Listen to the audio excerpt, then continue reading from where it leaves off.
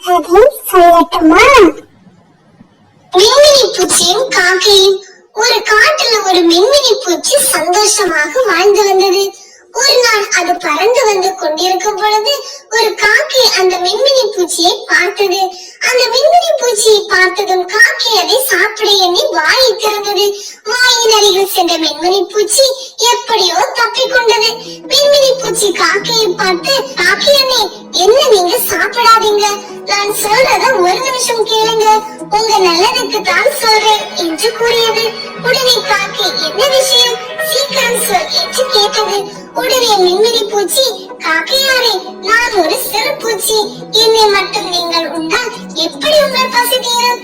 என்னை போன்று நிறைய பூச்சிகள் இருக்கும் இடத்தினை நான் உங்களுக்கு காண்பிக்கிறேன், அங்கு சென்று உங்கள் வயிறார பூச்சிகளை உண்ணுங்கள் என்று கூறியது. உடனே காக்கையும் சீக்கிரம் அந்த இடத்தை விட்டு சென்றது. அப்பொழுது மின்மினி பூச்சி பறந்து கொண்டு காக்கையை பின்னிய வர சொல்லியது. சற்று தொலைவில் சில மனிதர்கள் நெருப்பினை மூட்டி குளிர் காய்ந்து கொண்டிருந்தார்கள்.